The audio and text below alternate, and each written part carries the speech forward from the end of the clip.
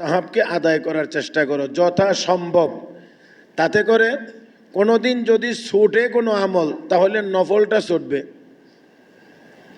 কারো যদি অভ্যাস থাকে এশার নামাজ 4 রাকাত সুন্নত পড়ে, তারপরে ফরজ নামাজ পড়ে, তারপরে আবার 2 রাকাত সুন্নত পড়ে, তারপরে 2 রাকাত নফল পড়ে, তারপরে ভেতরের নামাজ পড়ে, যদি কারো আদত বা অভ্যাস এমন হয়, তাহলে একটু খেয়াল করেন, শরীর খারাপ লাগতেছে, কিছুটা অসুস্থ, তাহলে ওই দিন সে কি করবে?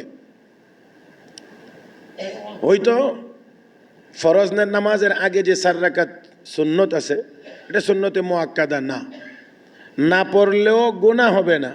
শরীর খারাপ লাগতেছে, অসুস্থ, তাহলে বলবে এই সুন্নতটা বাদ দিয়ে ফরজ নামাজটা পড়ি, পরের 2 রাকাত সুন্নত পড়ে নেই, মাঝখানে আবার যে 2 রাকাত নফল পড়ছিলাম এই নফলটা বাদ দিয়া বেতেরের নামাজটা পড়ে নেই, তাহলে মোটামুটিভাবে তার ফরজ এবং ওয়াজিব সুন্নতে মুআক্কাদা আদায় হবে, নফলটা তার হাতছাড়া হবে বা ছুটবে। এখন যদি কারণ নিয়মিত অভ্যাস হয় 4 রাকাত ফরজ, 2 রাকাত সুন্নত, 3 রাকাত বেতের, এই যদি তার অভ্যাস হয়, তাহলে কোনো দিন যদি অসুস্থতা আসে বা একটু খারাপ লাগে, বেশি আর নামাজ পড়তে মন চাইতেছে না, পারতেছে না, তাহলে ওই দিন ছাড়বে কোনটা? 2 রাকাত সুন্নতে মুআক্কাদা ছাড়তে হবে। আল্লাহ বুঝাইতে পারি নাই মনে হয়।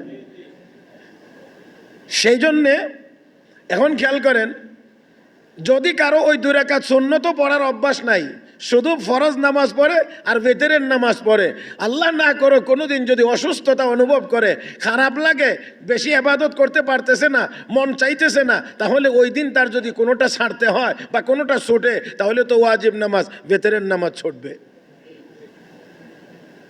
যদি কারো শুধু ফরজ নামাজই পড়ার অভ্যাস হয় আর কোনো নামাজই পড়ে না, শুধু ফরজ, যেমন আমাদের অনেকের এখন ফ্যাশন হয়েছে, সালাম ফিরাইতে দেরি হয় আর মসজিদ থেকে বেরিয়ে দেরি হয় না, বোঝা যায় মানে ওনারই সালাম ফিরানোর আগে আগেই জান্নাতের সার্টিফিকেট হয়ে গেছে। অবস্থাটা এমন অনেকের। যদি শুধুমাত্রই ফরজ নামাজ 4 রাকাত পড়ারই অভ্যাস হয়, যদি অভ্যাস, আমি অভ্যাসের কথা বলছি, যদি এটাই তার আদত হয়, অভ্যাস হয়, তাহলে যেদিন ছুটবে সেদিন তো ফরজটাই ছুটবে। এখন যদি আপনারা বুঝে থাকেন, তাহলে বলেন অভ্যাস কোনটার উপরে হওয়া চাই? অভ্যাস হওয়া চায় একেবারে নফল মুস্তাহাবের উপরে। ফরজ তো অবশ্যই, ওয়াজিব তো অবশ্যই, সুন্নতে মুআক্কাদাও অবশ্যই, অপশনাল যেটা থাকে ঐচ্ছিক সেটা হলো নফল মুস্তাহাব। এই নফল মুস্তাহাবের উপরে যদি অভ্যাস হয়, তাহলে যেদিন ছুটবে সেদিন সর্বোচ্চ নফলটা ছুটবে, ফরজ ওয়াজিব সুন্নতে মুআক্কাদা ঠিক থাকবে।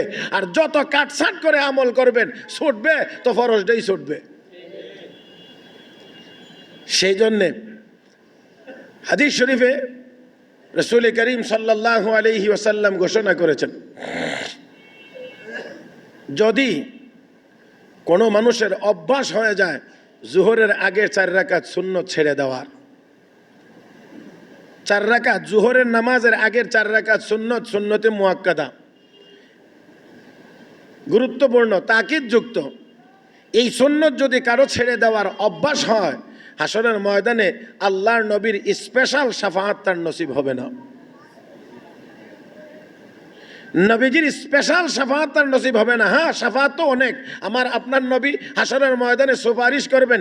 আল্লামা বদরুদ্দিন আইনি রহমতুল্লাহি আলাইহি উমদাতুল কারি আলা সহিহুল বুখারী, বুখারী শরীফের ব্যাখ্যা গ্রন্থ উমদাতুল কারির ভিতরে লিখেছেন যে আল্লাহর নবী হাসরের ময়দানে 6 প্রকারের সুপারিশ করবেন, 6 প্রকারের সুপারিশ করবেন। তো নবীর এক এক রকমের সুপারিশ এক এক দলের জন্য হবে, একটা সুপারিশ সব উম্মতের জন্য হবে, শুধু আমরা না, সব নবীর সব উম্মতের জন্য, যাকে শাফাআতে কুবরা বলা হয়, বড় সুপারিশ, বড় সুপারিশ, এটা সবাই সমানভাবে উপভোগ করবে।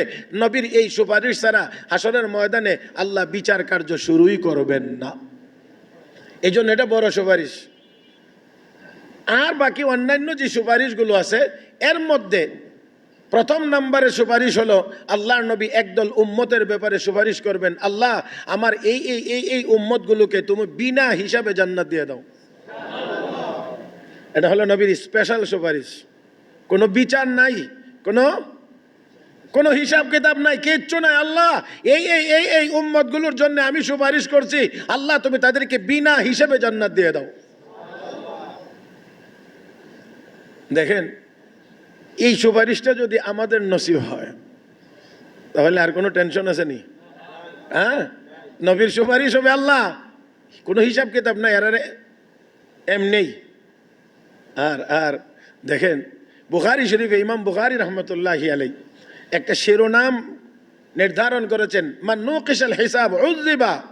আল্লাহ যদি কাউকে ধরেন তাহলে সে আর ছুটে যাইতে পারবে না, অবশ্যই অবশ্যই সে আযাবের সম্মুখীন হবে। এই জন্যে আম্মা আয়েশা সিদ্দিকা রাদিয়াল্লাহু তাআলা আনহা বলেন, আমি নবীকে নামাজের মধ্যে সেজদায় পড়ে কাঁদতে আর দোয়া করতে শুনেছি, আল্লাহুম্মা হাসিবনি হিসাবান ইয়াসীরা, আল্লাহুম্মা হাসিবনি হিসাবান ইয়াসীরা, আল্লাহুম্মা হাসিবনি হিসাবান ইয়াসীরা। হে আল্লাহ, হাশরের দিন আমার কাছ থেকে তুমি সহজ হিসাব নিও। আপনাদের কি মনে হয়, আপনাদের কি মনে হয় আমার নবীর কোনো হিসাব হবে? তো আল্লাহ, আরে নবীর তো কোনো হিসাবই হবে না। তারপরেও নবীকে আল্লাহ আমার কাছ থেকে তুমি সহজ হিসাব নিও, তার মানে উম্মতকে শিখাইছেন আল্লাহর কাছে এই দোয়া করো যে আল্লাহ আমার কাছ থেকে সহজ হিসাব নিও, আল্লাহ আমার কাছ থেকে সহজ হিসাব নিও, আল্লাহ আমার কাছ থেকে সহজ হিসাব নিও। কঠিন করলে যাওয়ার মতো, ছুটবার মতো কোনো ব্যবস্থা নাই। এটাই হলো মান নুকিশাল হিসাব উযিবা। যাকে একটু টোকা দেওয়া হবে সে আর ছুটতে পারবে না। এখন সহজ আর কঠিন কোনটা?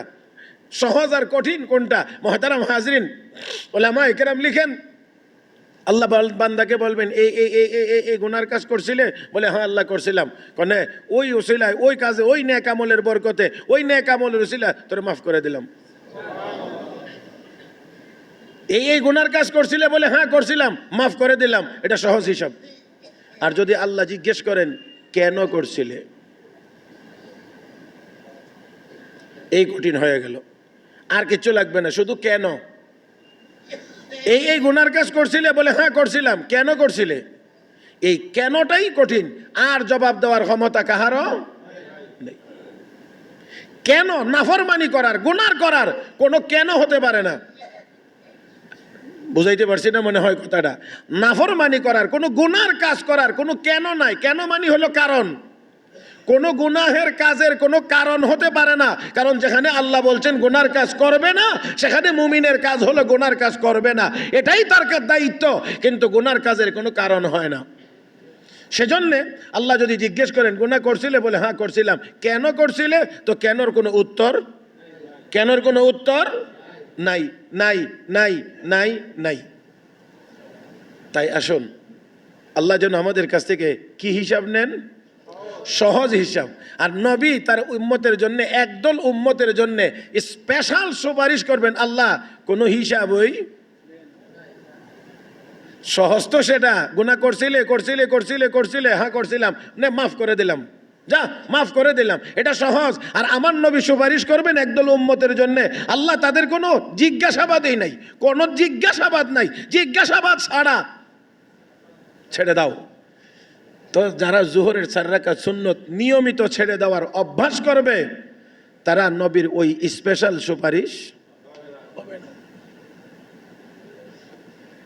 হাদিস শরীফে আছে, আল্লাহ রাসূল সাল্লাল্লাহু আলাইহি ওয়াসাল্লাম বলেন, আল্লাহর বান্দাবান্দি যখন ফরজ ওয়াজিব সুন্নতে মুআক্কাদার পরে নফল নফল নফল নফল ইবাদত করতে থাকে, তখন আল্লাহর দরবারে তার মর্যাদার স্তর উপরে উঠতে থাকে। আস্তে আস্তে আস্তে আস্তে আস্তে আস্তে আস্তে করে উপর দিকে উঠতে থাকে। এমন একটা জায়গায় যখন চলে যায়, এমন একটা জায়গায় চলে যায়, যেই জায়গায় চলে গেলে রব্বে করিম বলেন, বান্দা এখন তোর হাতগুলো রে তোর হাত না, এটা আমি আল্লাহর কুদরতি হাত। তুই যে পাগুলো দিয়ে চলতেছিস এটা তোর পা না, এটা আমি আল্লাহর কুদরতি পা। তুই তোর জবান দিয়ে যে কথাগুলো বলছিস সেটা তোর জবান না, এটা আমি আল্লাহর কুদরতি জবান, এটা আমি আল্লাহর কুদরতি জবান। মুহতারাম হাজরিন, এই জন্য আমি অনেকবার শোনাইছি, আমি অনেকবার হযরত সাদ ইবনে আবি ওয়াক্কাস রাদিয়াল্লাহু তাআলা আনহু আফ্রিকার জঙ্গলের ভিতরে রাত্রি যাপন করবেন মুসলমান সৈনিকদেরকে নিয়ে। এখন এই জঙ্গলে হিংস্র বিষাক্ত প্রাণী বসবাস করে, মঞ্চ তৈরি করলেন, আর মঞ্চের উপরে দাঁড়িয়ে হযরত সাদ ইবনে আবি ওয়াক্কাস জঙ্গলে বসবাসকারী প্রাণীদের উদ্দেশ্যে একটা ভাষণ দিলেন। একটু আওয়াজ করে কোন আল্লাহু আকবার। কাদেরকে উদ্দেশ্য করে? প্রাণীদেরকে, জঙ্গলে বসবাসকারী অন্যান্য প্রাণীদেরকে, ইয়া আইয়ুহাল হাশারাতু ওয়াস-সিবা নাহনু আসহাবু রাসূলিল্লাহি সাল্লাল্লাহু আলাইহি ওয়াসাল্লাম, হে জঙ্গলে বসবাসকারী হিংস্র আর বিষাক্ত প্রাণীরা, আমরা মুহাম্মাদুর রাসূলুল্লাহর সাহাবী, আমরা মুসলমান, আমরা এখানে রাত্রি যাপন করব, তোমরা এই জঙ্গল ত্যাগ করে অন্যত্র চলে যাও, আমাদেরকে থাকবার জন্য পূর্ণ সুযোগ করে দাও। আর একটু কি ভাষণ, কি ভাষণ! তোমরা চলে যাও, আমরা এখানে রাত্রি যাপন করব। আল্লাহু আকবার। আচ্ছা, সাদ ইবনে আবি ওয়াক্কাস রাদিয়াল্লাহু তাআলা আনহু আশারায়ে মুবাশশারার একজন। আচ্ছা, সাদ ইবনে আবি ওয়াক্কাস রাদিয়াল্লাহু তাআলা আনহু 10 জন সাহাবীকে নবী একসাথে সুসংবাদ দিয়েছিলেন, তার মধ্যে একজন। উহুদের যুদ্ধে আচ্ছা সাদ ইবনে আবি ওয়াক্কাস নবীর পক্ষ হয়ে কাফেরদের মোকাবেলায় একা 1000 তীর নিক্ষেপ করেছিলেন, একা 1000। বিশ্বনবী জানতে পারলেন যে সাদ ইবনে আবি ওয়াক্কাস একা 1000 তীর নিক্ষেপ করেছে। নবী ডাকলেন আর বললেন, সাদ, দুনিয়ার সকল মানুষ তাদের মা বাবাকে আমি বিশ্ব নবীর কদমে কোরবানি দেয়, আর আমি বিশ্ব নবী আমার মা বাবাকে তোর কদমে কোরবানি দিলাম তোর এই বীরত্বের জন্য। সে সাদ ইবনে আবি ওয়াক্কাস রাদিয়াল্লাহু তাআলা আনহু যখন ঘোষণা দিলেন যে জঙ্গল ত্যাগ করো, তারপরে সাথে আবার শেষে দিয়া একটু হুমকিও দিলেন, বললেন আমার এই ঘোষণার পরেও যদি কেউ না যাও, আর যদি জঙ্গলের ভিতরে কাউকে পাওয়া যায়, তাহলে কিন্তু আমরা তোমাদেরকে হত্যা করব। কিতাব লিখে প্রমাণ করে আচ্ছা সাদ ইবনে আবি ওয়াক্কাসের এই ঘোষণার পরে এই জঙ্গলে আর কোনো প্রাণী থাকে নাই, যার যার মতো করে লাইন ধরে এই জঙ্গল ত্যাগ করে মুসলমানদেরকে খেদমত করেছে, তাদেরকে এখানে থাকবার পূর্ণ সুযোগ তারা করে দিয়েছে। বলেন দেখি, জঙ্গলের এই প্রাণী কি সাদ ইবনে আবি ওয়াক্কাস বানাইছেন? হ্যাঁ? তাহলে তার কথায় তাদেরকে চলে যাইতে হবে কেন? তার কথায় প্রাণী জগৎ পুরাটা চলে যেতে হবে কেন? মহতারাম হাজরিন, আসল কথা হলো ওই জায়গায় গিয়ে পৌঁছে গিয়েছে, যেই জায়গায় গিয়ে জবান দিয়ে কথা বললে আমার আল্লাহ কো এটা তোর নির্দেশ না, আমার কুদরতি জবানের নির্দেশ। এই জন্য আমার আল্লাহ বুঝাইয়া দিলেন, এই জঙ্গলে বসবাসকারী প্রাণীরা, ঘোষণাটা সাদ ইবনে আবি ওয়াক্কাসের জবান দিয়ে বের হয়েছে, এটা আমি আল্লাহর নির্দেশ, চলে যা, জঙ্গল খালি করে দে, আমার বান্দারা এখানে রাত্রি যাপন করবে। হযরত ইব্রাহিম ইবনে আদহাম বলখী রহমতুল্লাহি আলাইহি রাজত্ব ছেড়ে দিয়ে মালিকরে খুঁজে বের করলেন, মানে আল্লাহর সান্নিধ্য গিয়ে পৌঁছে গেলেন। ওনাকে খুঁজে বের করার জন্য, দেখার জন্য ওনার মন্ত্রিসভার সদস্যবৃন্দ একবার গেল, গিয়ে তাকে দেখলেন দাজলা নদীর কিনারায় সুই সুতা দিয়ে কাঁথা সিলাইতে আছে নিজের শীত নিবারণের জন্য। আশ্চর্য হয়ে তারা বলছেন, এই নিয়ে আপনার দুরবস্থা, আপনি এখন এইখানে নিজের শীত নিবারণের জন্য সুই সুতা দিয়ে কাঁথা সিলাইতে হয়? আপনি ফিরে আসেন, আপনার সিংহাসনে আবার বসবেন, আপনি রাজত্ব পরিচালনা করবেন। তখন আল্লাহর এই বান্দা হযরত ইব্রাহিম ইবনে আদহাম বলখী বলছিলেন যে আমি আর এই সিংহাসনে ফেরত যেতে চাই না, আমি আর এই সিংহাসনে ফেরত যেতে চাই না। কারণ সিংহাসনের মজাও তিনি পেয়েছেন, আর আল্লাহর গোলামির মজাও তিনি পেয়েছেন। আসলে মনে হয় আপনাদেরকে আমি আসলে খুব ভালোভাবে বুঝাইতে পারছি না। উনি দুটোটার মজাই তো পাইছেন, রাজত্ব চালাইছেন, সিংহাসন পরিচালনা করেছেন, দেখেছেন এখানে কি মজা আছে। আর এটা ছেড়ে দিয়ে ফকিরিয়ার দরবেশী জীবন যাপন, আল্লাহর গোলামির জীবন, দুটোটার মজাই তো তিনি অনুভব করতে পেরেছেন। কোনটার মধ্যে কি পরিমাণ স্বাদ আর মজা আছে আপনারা আপনাদের জায়গা থেকে বলেন তো, ওই রাজত্বের মজা বেশি হবে না আল্লাহর গোলামির মজা বেশি হবে? ইব্রাহিম ইবনে আদহাম বলখী বলেন, না, আমি আর এই সিংহাসনে ফেরত যেতে চাই না। কারণ এই সিংহাসনে গিয়ে বসলে কোনো হুকুম করলে কেউ মানে তো কেউ মানে না, কেউ প্রশংসা করে, কেউ তো আবার গালিগালাজও করে, কেউ আদর করে, কেউ তো আবার ঘৃণাও করে। হ্যাঁ, কিন্তু দেখে যাও আমার আল্লাহ আমাকে এখন কেমন রাজত্ব দান করেছেন। এই কথা বলেই সুইটা পানিতে নিক্ষেপ করে দিলেন আর বললেন, নির্দেশ দিলেন, এ নদীতে বসবাসকারী প্রাণীরা আমার সুইটা উঠাইয়া দাও তো। বলা মাত্রই 1000 মাছ একটা করে স্বর্ণের সুই নিয়ে নদীর কিনারায় হাজির হয়ে গেছে। কি মনে হয় আপনাদের, মাছ কি ইব্রাহিম ইবনে আদহাম বানাইছেন না ইব্রাহিম ইবনে আদহামের বাবা বানাইছেন? হ্যাঁ, কে বানাইছেন? কিন্তু হুকুম চলে কার? হুকুম চলে আল্লাহর গোলামের। আল্লাহর গোলামি ঠিক মতো করেছে, আল্লাহ কয় এখন তার নির্দেশেই আমার নির্দেশ, বান্দা তোর জবান এটা তোর জবান না, এটা আমি আল্লাহর কুদরতি জবান। হযরত ওমর ফারুক রাদিয়াল্লাহু তাআলা আনহু মসজিদে নববীর মিম্বরে দাঁড়িয়ে বললেন, ইয়া সারিয়াতু আল জাবাল, আমার আল্লাহ আওয়াজ বাতাসকে নির্দেশ দিলেন, ও বাতাস আওয়াজকে পৌঁছায় দে জায়গা মতো। কোনো তার টার নাই, কোনো যন্ত্রটন্ত্র নাই, কোনো কিছু নাই, আওয়াজ পৌঁছায় দে। 1000 মাইল দূরে হযরত সারিয়া এবং তার সৈনিকদের কানে এই আওয়াজ পৌঁছায় দিয়েছে। তাহলে আসুন আমরা গোলামি করব কার? আমরা যদি আল্লাহর গোলামি করি, মাখলুক আমাদের গোলামি করবে। কারণ ইন্নামাদ দুনিয়া খুলিকাত লাকুম, রাসূল বলছেন দুনিয়া তোমাদের খেদমতের জন্য বানানো হয়েছে। দুনিয়াতে যা আছে সব আল্লাহর গোলামদের খেদমত করবে, আর মানুষ আল্লাহর গোলামি করবে। ইন্নামাদ দুনিয়া খুলিকাত লাকুম, হাদিসে কুদসিতে আল্লাহ বলেন, বান্দা আমার গোলামি যদি করিস তাহলে তোর পানির যে প্রয়োজন, জমিনে চাষাবাদের জন্য পানির প্রয়োজন, আমি আল্লাহ তোর জমিনের চাষাবাদের পানির প্রয়োজন বৃষ্টির মাধ্যমে পূরণ করে দেব। বৃষ্টিটা আবার দিনের বেলা দেব না, দিনের বেলা দিলে তোর কাজের ব্যাঘাত হবে, এই জন্য দিনের বেলা দেব না, আমি আল্লাহ দেব রাতের বেলা। আবার রাতের বেলা যদি গর্জন হয় তাহলে তোর ঘুমের ব্যাঘাত হবে। এজন্য আল্লাহ রাব্বুল আলামিন বলেন, লা মুসমিউকুম সাউতার রাত, আকাশের গর্জনের আওয়াজ বন্ধ করে দেব, তোর কান পর্যন্ত পৌঁছবে না, তোর ঘুমের কোনো ব্যাঘাত হবে না। খেয়াল করেন, হাদিস শরীফে আছে আল্লাহ রাসূল সাল্লাল্লাহু আলাইহি ওয়াসাল্লাম ঘোষণা করেছেন, পূর্বের যুগের কোন নবীর এক উম্মত খুব নেককার ছিলেন, তো ওই এলাকা দিয়ে ওই জায়গা দিয়ে আল্লাহর কোনো এক বান্দা হেঁটে যাচ্ছে, হঠাৎ করে আওয়াজ শুনতে পায়, এই মেঘমালাকে নির্দেশ হচ্ছে, আওয়াজ হচ্ছে, এ মেঘমালা অমুকের জমিনে পানি দাও, অমুকের জমিনে পানি দাও। মেঘমালা চলতে শুরু করেছে, একটা নির্দিষ্ট জায়গায় গিয়ে বৃষ্টি পড়তে আছে, আর আল্লাহর বান্দা এই আওয়াজ শুনে ওই মেঘমালাকে অনুসরণ করে চলছে। বৃষ্টি পড়তেছে যেখানে, যেই জায়গাতে, ওইখানে পানি জায়গা মতো পৌঁছানোর জন্য আরেকজন কৃষক হাতে কোদাল নিয়ে দাঁড়িয়ে আছে, মানে জমিনে কাজ করতেছে, পানি জায়গায় জায়গায় পৌঁছাইতেছে। আল্লাহর বান্দা এবার জিজ্ঞেস করে, ও ভাই আপনার নাম কি? অমুক। ওই যে উপরে যেই নাম বলা হয়েছিল, আপনার নাম কি? অমুক। বলে, হ্যাঁ আমার নাম অমুক। একটু দয়া করে বলুন কি নেক আমল আপনি করেন, যেই নেক আমলের কারণে আকাশের মেঘমালাকে নির্দেশ দেওয়া হয় আপনার জমিনে পানি দেওয়ার জন্য। আল্লাহু আকবার। এমন কি নেক আমল আপনি করেন যেই নেক আমলের কারণে আকাশে আপনার নাম উচ্চারিত হয়, আপনার জমিনে পানি দেওয়ার জন্য মেঘমালাকে নির্দেশ দেওয়া হয়? বলেন আপনি কি আমল করেন? আল্লাহর বান্দা ডাক দেখো, না আমি খুব বেশি আমল করি এমন না, শোনো আমি কি আমল করি। এই জমিনে আমাকে আমার আল্লাহ যে ফসল দেন, এই ফসলগুলোকে আমি 3 ভাগ করি।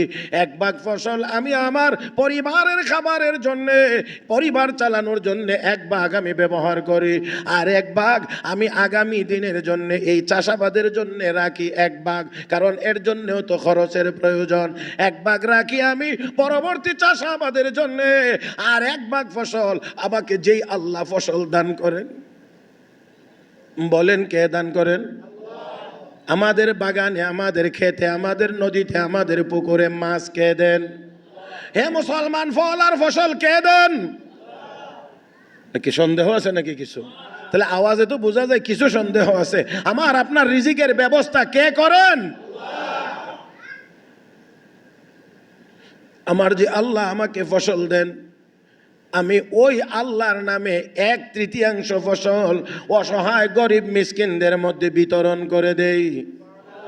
আর একটু মহব্বতে কোন, আর একটু মহব্বতে। আমি আমার এই জমিন থেকে উৎপাদিত ফসল 3 ভাগ করি। 1 ভাগ আমি নিজে আমার পরিবার নিয়ে খাই, 1 ভাগ চাষাবাদের জন্য রেখে দেই, আর 1 ভাগ আমাকে যেই মালিক ফসল দেন আমি সেই মালিকের নামে অসহায় গরিব মানুষদের মধ্যে বিতরণ করি। এই আল্লাহর বান্দা কো, এই জন্যেই আল্লাহ আপনার উপর এত সন্তুষ্ট যে আপনাকে পানির টেনশনও করতে হয় না। আল্লাহ আকাশের মেঘমালাকে নির্দেশ দিয়ে আপনার জমিনে পানি পৌঁছানোর ব্যবস্থা করে দেন।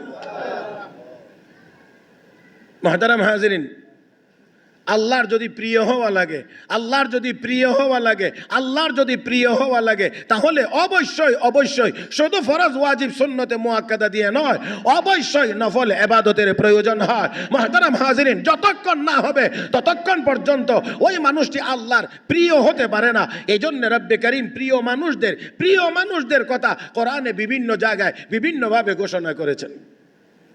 تتجافى جنوبهم عن المضاجع يدعون ربهم خوفا وطمعا ومما رزقناهم ينفقون فلا تعلم نفس ما أخفي لهم من قرة أعين جزاء بما كانوا يعملون।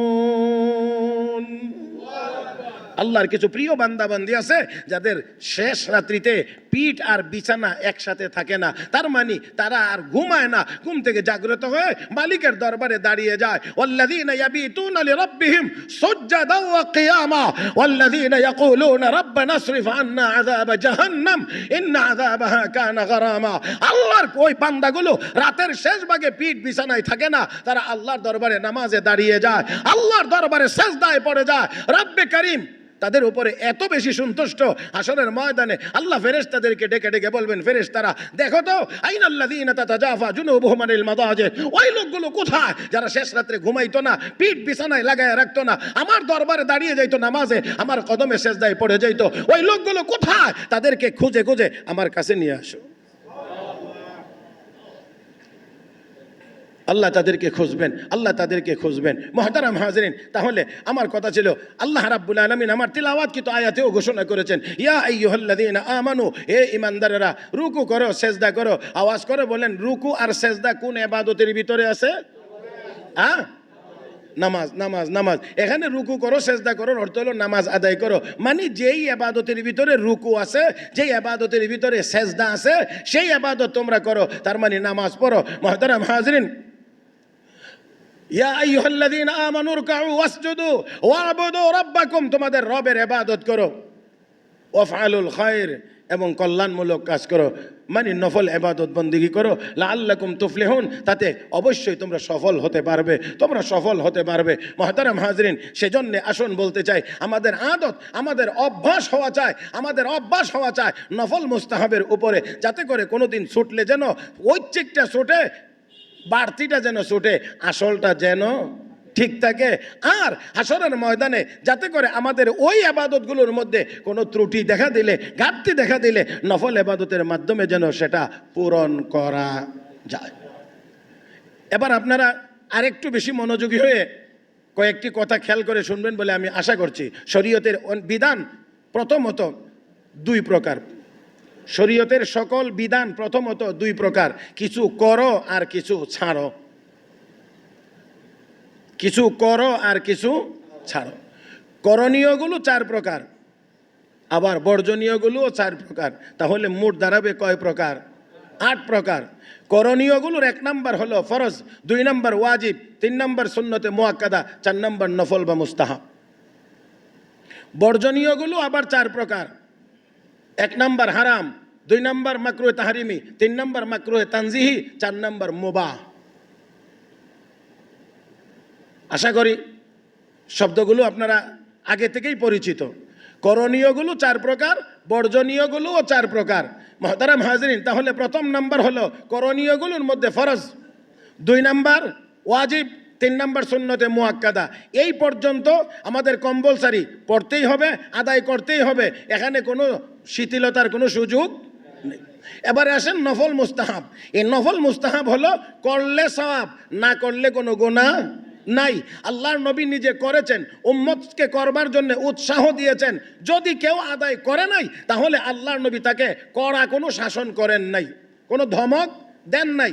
অতএব নফল ইবাদত যদি কেউ করে, তাহলে অবশ্যই অবশ্যই সে আল্লাহর প্রিয় হবে। যদি না করে, তাহলে গুনাহগার হবে না। অতএব কাউকে তিরস্কার করা যাবে না। মুহতারাম হাজিরিন, শরীয়তের বিধান মানা যেমন, শরীয়তের বিধান কোনটা কোন স্তরের এটাও ওই জায়গাতে রেখে মানা তেমন জরুরি। নামাজ পড়া, 5 ওয়াক্তের নামাজ পড়া কি বলেন? 5 ওয়াক্তের নামাজ ফরজ। 5 ওয়াক্তের নামাজ যেমন ফরজ, 5 ওয়াক্তের নামাজকে ফরজ মনে করে আদায় করাও ফরজ। এখন কেউ যদি নামাজ পড়ে 5 ওয়াক্ত কিন্তু মনে করে নফল, তাহলে নামাজ তো হবেই না, ফুকাহায়ে কেরাম লেখেন ঈমানও থাকবে না, কারণ সে ফরজকে অস্বীকার করেছে। ফরজকে অস্বীকার করলে ঈমান, তাহলে নামাজ পড়া যেমন ফরজ, নামাজকে ফরজ মনে করে পড়া সেটাও ফরজ। অতএব নফল ইবাদত যেমন করবেন, নফলকে নফল মনে করেই করতে হবে। নফলকে ফরজের গুরুত্বও দেওয়া যাবে না, ওয়াজিবের গুরুত্বও দেওয়া যাবে না, সুন্নতে মুআক্কাদার গুরুত্বও দেওয়া যাবে না। আবার নফলকে অবজ্ঞা করার কোনো সুযোগ আমাদের কাছে নেই। মুহতারাম হাজরিন, তাই আসুন বলতে চাই, আজকের দিন গিয়ে যে রাত্রটা আসতেছে, এই রাত্রটা সম্পর্কে অনেকের অনেক কথাবার্তা আছে, অনেক রকমের। সেই জন্য আমি এখানে 2-1টি কথা আপনাদের খেদমতে আরজ করতে চাই। এই রাতের ফজিলত সম্পর্কে হাদিসে বর্ণনা আছে। অতএব এই রাত্রটাকে একেবারেই অন্যান্য রাত্রের সাথে সমান করার কোনো সুযোগ নাই। শাইখুল ইসলাম আল্লামা তাকি উসমানী দামাত বারাকাতুহুম তিনি বলেছেন, 17 জন সাহাবী থেকে এই রাতের ফজিলত সম্পর্কিত হাদিস বর্ণিত হয়েছে। হ্যাঁ, সনদের মধ্যে দুর্বলতা সবলতা থাকতে পারে, কিন্তু 17 জন সাহাবী থেকে এই মর্মে হাদিস বর্ণিত হয়েছে। মুহতারাম হাজরিন, হযরত শেখ জাহেদ আল কাউসারি রহমতুল্লাহি আলাইহি, যিনি হযরত আল্লামা আনোয়ার শাহ কাশ্মীরি রহমতুল্লাহর সমসাময়িক এবং সমপর্যায়ের মুহাদ্দিস ছিলেন, আলেম ছিলেন, তিনি বলেছেন যে এই ক্ষেত্রে অনেক ফজিলতের কথা হাদিসের মধ্যে এসেছে। মুহতারাম হাজরিন, অতএব আপনাদেরকে বিনয়ের সাথে বলছি, কেউ নফল ইবাদত করবেন না, সেটা আপনার একান্ত নিজস্ব বিষয়, কিন্তু কেউ যদি করতে চায় সেখানে আপনি বাধা হয়ে দাঁড়াতে পারেন না।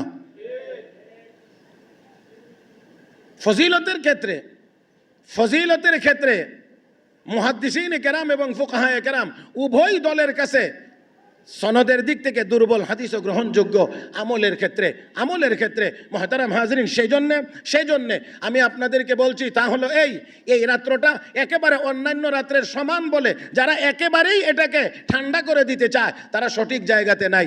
আবার যারা এই রাত্রকে কেন্দ্র করে একেবারে রুটি হালুয়া অমুক তমুক এটা ওইটা আরো যা আয়োজন করেন, এই আয়োজনের সাথেও এই রাত্রের ফজিলতের কোনো সম্পর্ক নেই। এটা খুব ভালো করে মনে রাখতে হবে। এই জন্যে আমরা বলে থাকি যে আমরা বাড়াবাড়িতেও নাই, ছাড়াছাড়িতেও নাই। হ্যাঁ, বাড়াবাড়িতেও নাই, ছাড়াছাড়িতেও নাই। যতটুকু আছে ততটুকুর উপরে আমরা আমল করতে চাই, যেটা নাই এটা সংযোগ করে আমরা বেদাতে লিপ্ত হতে চাই না। সেই জন্যে একেবারে অস্বীকার করে দেওয়ার মতো এই রকম কথা যেন আমরা দয়া করে না বলি। আবার এই রাত্রে রুটি লাগবে, হালুয়া লাগবে, এই রাত্রে কবরস্থানে দল বেঁধে যাইতেই হবে। কবরস্থানে না গেলে কয় কি করছ তুই, ওটা কালকে কবরস্থানে গেছত না, সারাটা রাত কি করলি? জি, দয়া করে এমন না। হ্যাঁ, আপনার মনে চায় আপনি একা যান। বিশ্ব নবী রহমতুল্লাহ আলমিন নবী মুহাম্মদুর রাসূলুল্লাহ সাল্লাল্লাহু আলাইহি ওয়াসাল্লাম কবর জিয়ারতে গেছেন, কোনো সাহাবীও জানেন না। এই রাত্রিতে নবী কবর জিয়ারতে গেছেন, কোনো সাহাবীও জানেন না। আম্মা আয়েশা সিদ্দিকা বলেন, আমি হঠাৎ ঘুম থেকে জাগ্রত হয়ে দেখি নবী আমার পাশে নাই। ভাবলাম অন্য কোথাও, গিয়ে দেখলাম যে না, অন্য কোথাও নাই। তারপরে খুঁজতে লাগলাম, খুঁজতে চলে গেলাম জান্নাতুল বাকিতে কবরস্থানে, গিয়ে দেখি সেখানে আল্লাহর নবী দোয়া করতেছেন। তাহলে নবী কয়জন নিয়ে গেছেন? কথা কয় না, একাই গেছেন না? তাহলে আপনি একা যান। এখন আমরা মিছিল শুরু করি, আবার কোনো জায়গাতে অমুক এতটা রাত এতটার সময়ে আমরা সবাই কবর জিয়ারত যাব। মাশাআল্লাহ, কি দারুণ ঘোষণা। হ্যাঁ, এই দিকে খেয়াল রাখতে হবে। নবী গেছেন তবে একা।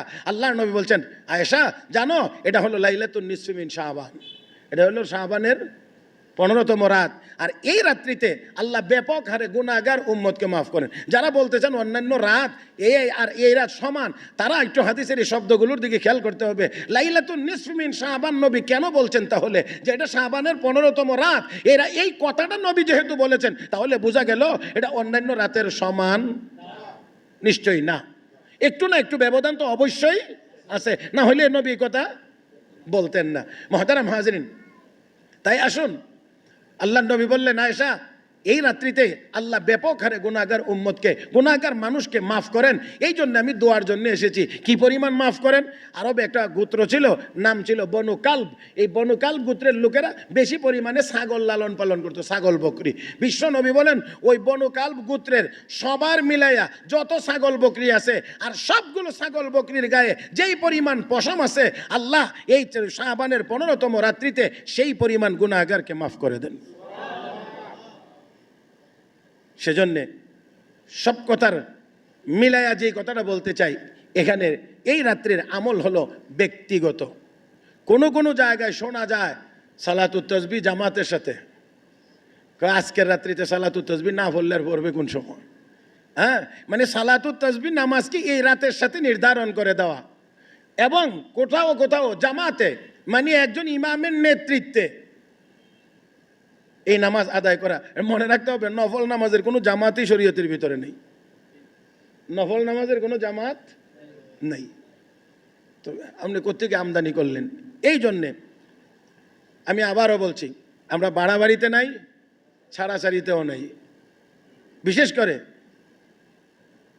দেওবন্দি উলামায়ে কেরামের সেই আকীদা এবং বিশ্বাস, এটা যথেষ্ট পরিমাণ ব্যালেন্সড, অত্যন্ত ব্যালেন্স করে তারা কথা বলেন এবং কোরআন হাদিসের আলোকে মতামত দিয়ে থাকেন। এই জন্যে আমরা ওই দিকেও যাইতে চাই না, রুটি হালুয়া সহ এই দিকে দৌড়াদৌড়ি। আরেকটা হলো আতশবাজি। হ্যাঁ, কোথায় থেকে এটা আমদানি হইল এটা আমি মোটেও জানি না, এটা আমি মোটেও বুঝিও না। মুহতারাম হাজরিন, এই কাজের সাথে ইসলাম ধর্মেরই কোনো সম্পর্ক, কথাগণ কোনো সম্পর্ক, আগুনের সাথে ইসলাম ধর্মের কোনো সম্পর্ক। তাহলে এটা কোথায় থেকে আসলো? নিশ্চয় কোনো না কোনো জালেম, কোনো না কোনো চক্রান্তকারী, কোনো না কোনো ইসলাম ধর্মের বিদ্বেষী মুসলমানদের এই পবিত্র রাতের পবিত্রতাকে নষ্ট করার জন্য এই কাজটা এই রাত্রিতে মনে হয় চালু করে দিয়েছিল। আমার ভাইয়েরা, সেজন্যে বিনয়ের সাথে বলছি, এই আতশবাজির সাথে এই রাত্রের কোনো সম্পর্ক তো দূরের কথা, ইসলাম ধর্মের কোনো অংশের সাথে, কোনো একটি ক্ষুদ্রতম অংশের সাথেও এই আতশবাজির কোনো সম্পর্ক নেই। তাই আসুন, আমি আপনাদের খেদমতে এতটুকুই কথা বলার চেষ্টা করলাম যে আমল হবে নামাজ, নফল নামাজ পড়েন, ইস্তেগফার পড়েন, তেলাওয়াত করেন, জিকির আজকার করেন, কোরআন তেলাওয়াত করেন। তবে অনুরোধ করব বেশিরভাগটা বাসাতে করেন। কোথায়? জি, আর বাসা করবেন কেমনে? বাসা তো মাশাআল্লাহ আজকের রাত্রে তো আসরের নামাজের পর থেকেই অনেক বেগমেরা তার জামাইরে ঠেলা শুরু করবো, আজকে কইলাম মসজিদে যাইও। হ্যাঁ, সারা বছর না গেলেও আসরের নামাজের পর থেকে ধাক্কানি শুরু করবো, দেখিও আজকে কিন্তু ভুল করে না, আজকে মসজিদে যাইও। মসজিদে যাইবে কেন? আজ নফল নামাজ তো ঘরে পড়া উত্তম। কিন্তু দুর্ভাগ্য, রাগ করবেন আপনারা, কষ্ট পাবেন, এই জন্য বেশি কড়া করে বলতে পারলাম না। আমাদের ঘরটা তো আর নামাজ পড়ার উপযোগী না। আমাদের অধিকাংশদের ঘর নামাজের উপযোগী না। রাসূল ১৫০০ বছর আগেই বলেছেন, লা তাজআলু বুয়ুতাকুম কুবুরা, তোমাদের ঘরটাকে তোমরা কবরস্থানে পরিণত করিও না। তার মানে হলো কবরস্থানে নামাজ পড়া যায় না, তোমাদের ঘরটাকেও এরকম নামাজ না পড়ার উপযোগী জায়গা বানায়ও না। তার মানে এমন রাখো যে এই ঘরের ভিতরে যেন নামাজ পড়া। মুহতারাম হাজরিন, তাহলে এবাদত আমরা করব, এবাদতকে এবাদতের জায়গাতে রেখে করব। যে স্তরের এবাদত সেই স্তরে রেখে আমরা এবাদত করব ইনশাআল্লাহ। রাজি আছি তো সবাই? আর মসজিদের উপরে এই নফল এবাদতের জন্য খুব বেশি প্রেসার, খুব বেশি চাপ না দেওয়া চাই। ঘরে হওয়া চাই। আল্লাহর নবীর আমল, সাহাবীদের আমল, অন্যান্যদের আমল, সেই আমলগুলো হলো একা একা। আর মনে রাখবেন, নফল নামাজ যত বেশি গোপনে হবে তত বেশি আল্লাহর দরবারে কবুল হবে। আর যত বেশি গোপনে পড়বেন তত বেশি কলবের ভিতরে একাগ্রতার সৃষ্টি হবে। মানুষের সামনে দাঁড়াইবেন, মানুষের সামনে বসবেন তো হাত তুলবেন, দোয়া করবেন, কিন্তু চোখ দিয়ে পানি আসবে না। কারণ কেমন জানি লাগবে, ডাইনে বামে লোক আমার দিকে তাকায় রয়েছে, একটু কানতে মনে চাইলেও কানতে পারবেন না। আর একা ঘরে নীরবে একটু নামাজ পড়েন, একটু জিকির করেন, একটু দরুদ শরীফ পড়েন, ইস্তেগফার করেন, তারপরে হাত তোলেন, দেখবেন অটোমেটিকলি চোখ দিয়ে পানি আসবে। হ্যাঁ, আল্লাহ, আমরা তো কিছু শো আছে আমাদের, শো। এবাদত না, এটা এবাদতের নামে কিছু মানে দেখাইতে হবে আমিও, বুঝাইতে হবে আমিও। না না না, সাহাবি নবীকে গিয়ে কি প্রশ্ন করেন একটু খেয়াল করে দেখেন। ইয়া রাসূলুল্লাহ, আমি যখন নফল নামাজে দাঁড়াই চারদিক খেয়াল করি যাতে কেউ আমাকে না দেখে। নফল নামাজ যখন পড়তে যাই তখন সব দিক খেয়াল করি, চারদিক দেখি যাতে কেউ আমাকে না দেখে। মানুষ দেখানোর এই রিয়া এবাদত যেন আমার না হয়, এই জন্যে চতুর্দিক খেয়াল করে একদম নিরিবিলি দাঁড়াই। কিন্তু নামাজ চলাকালীন সময়ে কেউ গিয়ে যদি দেখে ফেলে সেটাও কি রিয়া হবে? সাহাবীর চিন্তা কতটুকু দূরে এবার চিন্তা করেন। আর আমরা তো এমন জায়গাতে দাঁড়ানোরই চেষ্টা করি যেখানে দাঁড়াইলে সবাই নজরে পড়ে যে আমিও নামাজ পড়ি, আমিও নফল ইবাদত করি। না না না না না। সাহাবী বলেন, ইয়া রাসূলুল্লাহ, ইয়া হাবিবাল্লাহ, নামাজে দাঁড়ানোর আগে সব দিক খেয়াল করি যাতে করে রিয়ার অন্তর্ভুক্ত না হয়। আমি মানুষ দেখানো ইবাদত করি এমনটার মধ্যে যেন আমি না পড়ি। কিন্তু নামাজ চলাকালীন সময়ে যদি গিয়ে কেউ দেখে ফেলে তাহলে এটাও কি রিয়ার অন্তর্ভুক্ত হবে কিনা? রাহমাতুল লিল আলামিন বলেন, না না, তিলকা আজিলু বুশরাল মুমিন। সাহাবীরে, এটা রিয়া হবে না, লোক দেখানো হবে না, এটা মুমিনের নগদ পুরস্কার। এটা হলো মুমিনের নগদ পুরস্কার। এই নগদ পুরস্কারটা আবার কিভাবে? ও মুসলমান, নেক আমল যত গোপনেই হোক না কেন, রব্বে করিম কোনো না কোনো ভাবে এই নেক আমল মানুষের সামনে প্রকাশ করে দিয়ে ওই মানুষটাকে অন্যান্য মানুষের সামনে মহান আল্লাহ দামি বানায়া দেন। এই জন্যে তাহাজ্জুদের নামাজ নিয়মিত যারা পড়েন, নিয়মিত তাহাজ্জুদ যারা পড়েন তো রাতের শেষ ভাগে গভীর রাত্রিতে, কেউ দেখবার কথা না, কিন্তু তারপরেও এই আমলের সংবাদ গোপন থাকে না। মানুষ কিভাবে জেনে যায় যে এই লোকটা তাহাজ্জুদ গুজার।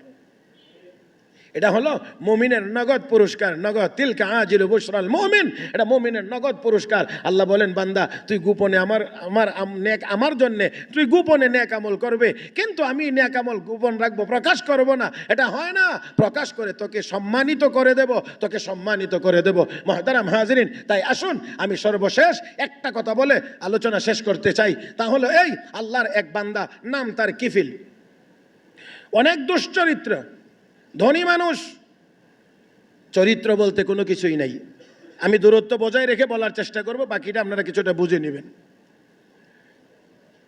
আল্লামা মুফতি শফি রহমাতুল্লাহ আলাইহি কোরআনে কারীমের আয়াতের অংশ ওয়াজাল কিফল, এই আয়াতের অংশের ব্যাখ্যায় তাফসিরে মারিফুল কোরআনের ভিতরে লিখেছেন, এই কিফিল বড় দুশ্চরিত্রের, টাকা পয়সার মালিক যথেষ্ট পরিমাণ, এই জন্যে বহু গুনার কাজ তার দ্বারা হয়। তার পাশের এই এক সুন্দরী বোন, তার প্রতি তার মনের খুব টান ছিল, আসক্তি ছিল, আকাঙ্ক্ষা ছিল, তাকে সে খুব কাছে পাইবে, কিন্তু কোনো দিক থেকেই সুযোগ হচ্ছিল না। ওই আল্লাহর বান্দিটি ছিল নেককার, এই জন্যে কোনো সুযোগ তার হাত নাই। কিন্তু ওই সুন্দরী দিনদার মেয়েটি, আল্লাহওয়ালি মেয়েটি ছিলেন গরিব, দরিদ্র, অসহায় হয়ে একদিন কিফিলের কাছে এসেছে ঋণ নেওয়ার জন্যে। কিফিল বলছে, আমি তোমাকে ঋণ দেব না, আমি এমনিই দেব।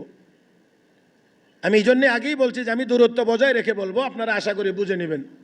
আমি এমনিই দেব, এই কথাটার ভিতরে কিছু একটা ইঙ্গিত আছে, বাজে ইঙ্গিত আছে, খারাপ ইঙ্গিত আছে। আল্লাহর বান্দি চলে গেলেন, না গুনার কাজ আমার দ্বারা সম্ভব না। আবার আসলেন অভাবের কারণে, একই কথা কিফিল বলল, আল্লাহর বান্দি চলে গেলেন। আবার আসলেন, একই কথা, চলে গেছেন। এবার নিরুপায়, আর কোনো ব্যবস্থা নাই, কোনো কিছুই বুঝে উঠতে পারছেন না। শেষ পর্যন্ত কিফিলের এই খারাপ প্রস্তাবে রাজি হয়ে কিছু টাকা গ্রহণ করেছে এবং নির্জন জায়গায় গিয়ে সেই গুনার কাজ করবে। কিফিলের মনে তো আনন্দ, দীর্ঘদিনের আকাঙ্ক্ষা পূরণ হতে চলছে, সেই জন্যে তার মনে খুবই আনন্দ।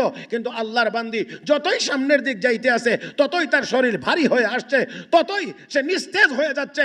এক পর্যায়ে একেবারে নির্জন জায়গায় চলে গেছে, শুধু গুনার কাজ এখন হবে, আর কোনো বাধা এখানে নাই। কিন্তু আল্লাহর বান্দির শরীর থরথর করে কাঁপতে আছে। কিফিল জিজ্ঞেস করে, তুমি এমন করছো কেন? আমি তো তোমাকে জোর করে আনি নাই, তুমি আমার কথাই রাজি হয়ে এসেছো, এই জন্যে তো তুমি এখন এমন করছো কেন? এমন করছি কেন? একমাত্র আল্লাহর ভয়ে আমার শরীর এমন করে কাঁপছে। আমি যে আল্লাহকে ভয় করছি, ইয়া আখি ইত্তাকিল্লাহ, হে ভাই তুমিও সেই আল্লাহকে আল্লাহকে ভয় করো।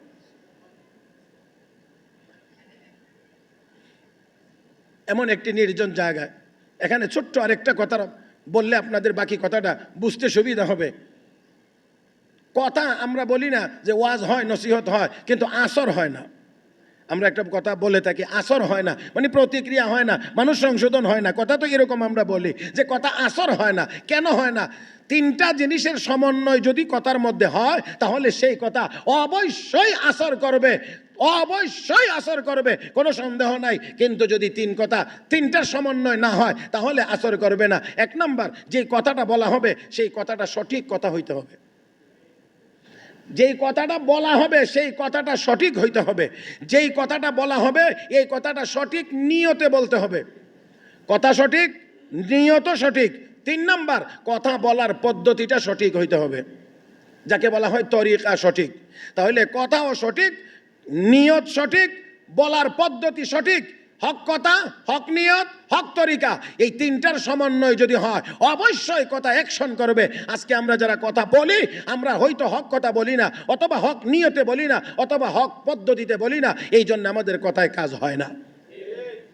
কিন্তু আল্লাহর বান্দি ওই নির্জন জায়গায় এত সুন্দরভাবে বলেছেন ইয়া আখি। দেখেন বলার তরিকা, পদ্ধতি, ইয়া আখি, হে আমার ভাই। এখানে এমন বলেন না হে লম্পট, হে চরিত্রহীন, হে খারাপ, এই জাতীয় কোনো কিছু না বলে আল্লাহর বান্দি বলছেন ইয়া আখি, হে আমার ভাই। মানে সম্বোধনটা বড় চমৎকার, উপস্থাপনাটা বড় চমৎকার, পদ্ধতিটা বড় চমৎকার। তারপরে বলছেন ইত্তাকিল্লাহ, আল্লাহকে ভয় করো। কাকে কাকে কাকে? আল্লাহকে। তাহলে কথাটা সঠিক, কথাটা সঠিক। কারকে ভয় করব আমরা? আল্লাহ তো বলেছেন ইয়া আইয়ুহাল্লাযীনা আমানুত্তাকুল্লাহ, হে ঈমানদাররা ভয় করো আল্লাহকে। হে মুসলমান, আল্লাহর বান্দা বলছেন হে আমার ভাই, তুমি আল্লাহকে ভয় করো। আর নিয়ত তো হক নিয়ত, সহি নিয়ত। নিয়ত হলো আল্লাহর ভয় যদি তার ভিতরে চলে আসে, গুনার কাজ করবে না, আমাকেও গুনার কাজে করতে সে বাধ্য করবে না। আল্লাহর বান্দা এই কথা বললে মুহূর্তের মধ্যে তার মধ্যে পরিবর্তন। আল্লাহু আকবার। মুহূর্তের মধ্যে পরিবর্তন। শরীরটা এখন আর সামনের দিকে আগায় না, মনের ইচ্ছা যা ছিল সেটাও এখন বাধাগ্রস্ত হয়ে গিয়েছে। আল্লাহর বান্দা কিফিলের মধ্যে অন্যরকম একটা ভাব ফুটে উঠেছে। ডাক দিয়ে আল্লাহর বান্দি, যাও যাও, আমি আর তোমার সাথে খারাপ কাজ করব না, টাকাও আমি ফেরত নেব না, টাকাগুলো আমি তোমাকে দিয়ে দিলাম। তবে রে আল্লাহর বান্দি, শুধুমাত্র এই মুহূর্তে গুনার কাজ ছেড়ে দিলাম এমন না, বিষয়টা এমন না। শুনে নাও, ওয়াদা করলাম, সাক্ষী থাকো, কিফিল যতদিন বেঁচে থাকবে আর কোনোদিন গুনার কাজ করবে না, আর কোনোদিন গুনার কাজ করবে না। এই কথা বলে আল্লাহর বান্দিকে বিদায় করে দিয়েছে। আর আল্লাহর দরবারে কাঁদতে শুরু করেছে। শুধু কান্দে, শুধু কান্দে আর কান্না। আর নিজেকে নিজে বড় ধিক্কার দে রে কিফিল, জীবনে কত গুনার কাজ করলে, একবারও তোর ভিতরে এই ভাব আসলো না।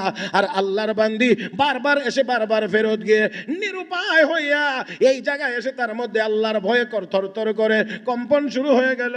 তুই কেমন গুনাহগার, তুই কত বড় পাপী, তুই কত বড়ই না খারাপ, এই বলে নিজের মধ্যে অনুশোচনা, আল্লাহর দরবারে কান্নাকাটি, তওবা মঞ্জুর হয়ে গিয়েছে। আর ওই রাত্রিতেই কিফিল দুনিয়া থেকে বিদায় হয়ে গিয়েছে। কিফিল দুনিয়া থেকে বিদায় হয়ে গিয়েছে। মানুষ তো জানে বড় খারাপ, বড় চরিত্রহীন, বড় লম্পট, বড় অমুক, বড় তমুক, এমন এমন জানে। এই জন্যে দুনিয়ার মানুষ তো আর জানবে না রাতের বেলা যে এত গভীর, এত শক্ত, এত মজবুত তওবা করে মৃত্যুবরণ করেছে, এটা তো দুনিয়ার কেউ জানবে না। এই তো মানুষজন তার বাড়িতে আসার আগে আগে আমার আল্লাহ ফেরেশতা পাঠাইয়া তার ঘরের দরজার মধ্যে লিখে দিয়ে এসেছে, কাদ গাফারাল্লাহু লিল কিফিল, মহান আল্লাহ কিফিলের জিন্দেগি সব গুনাহ মাফ করে দিয়েছে। ফেরেশতা এসে লিখে দিয়ে গেছে কাদ গাফারাল্লাহু লিল কিফিল। এখন যেই আসে দেখে চৌকাঠের উপরে লেখা, বড় সুন্দর, বড় সুন্দর লেখা। কে লিখে দিল? কাদ গাফারাল্লাহু লিল কিফিল, আল্লাহ কিফিলের জীবনের সব গুনাহ মাফ করে দিয়েছেন। তওবা তো করছিল বড় গোপনে, রাতের বেলা অন্ধকারে, কেউ ছিল না, কেউ জানে না, কিন্তু আমার আল্লাহ কয় আমি তারে মাফ করে দিয়েছি। আর তার এই দোষের কথা মানুষ আলোচনা করে গুনাহগার হবে, হয় না। এই জন্য আল্লাহ ফেরেশতার মাধ্যমে তার ঘরের চৌকাঠে লেখায়া আল্লাহ তার তওবার কথা দুনিয়ার মানুষকে জানায়া, তে যে গুনাহ থেকে মুক্ত হয়েছে, আল্লাহ দুনিয়ার মানুষকে জানায়া তাকে সম্মানী করে দুনিয়া থেকে নিয়েছে। সেজন্যে নেক আমল যদি গোপনেও হয় তাহলে তিলকা আজিল বুশরাল মুমিন, নামাজের ভিতরে কেউ দেখে ফেললে এটা কোনো রিয়া হবে না, এটা মুমিনের নগদ পুরস্কার। তাই আসুন এবাদত বন্দেগী, বিশেষ করে নফল এবাদত আমরা গোপনে করার চেষ্টা করি। আর আজকের এই রাত্রিতে যার যতটুকু নামাজ মনে চায়, নির্দিষ্ট করবেন না এত রাকাত, নির্দিষ্ট করবেন না কোনো সূরা, নির্দিষ্ট করবেন না কোনো দোয়া, নির্দিষ্ট করবেন না কোনো পদ্ধতি। নফল নামাজ আজকে যেমন কালকে তেমন, পরশু এমন, 10 বছর পরে যেমন, 10 বছর আগে যেমন, আজকের রাত্রিতেও নফল নামাজ তেমন। কোনো সূরা, কোনো দোয়া, কোনো বিশেষ পদ্ধতি নিজের থেকে দয়া করে আবিষ্কারের চেষ্টা করেন না। আমাদের মধ্যে একটুখানি কোনা কানা হইলে এটারে পাহাড় সম পরিমাণ বানানোর চেষ্টা করি, যার কারণে আর একদল বাদ দে, তোর এই রাতের কোনো অস্তিত্বই নাই। কথা বুঝেন নাই? কেউ আসি এই বাড়াবাড়ি করি, আর একদল এই জন্য ঘোষণা দেয়, যা বেটা তোর সবে বরাত বলতে কিচ্ছু নেই।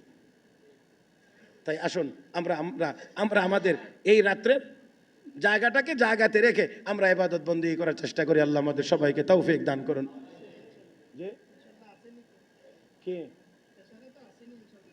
আমি এটা তো বলছি না, মুহতারাম হাজিরিন, আল্লাহ পাক আমাদের সবাইকে ইবাদত করার তৌফিক দান করুন। আমিন ইয়া রাব্বাল আলামিন। সুবহানাকাল্লাহুম্মা বিহামদিক।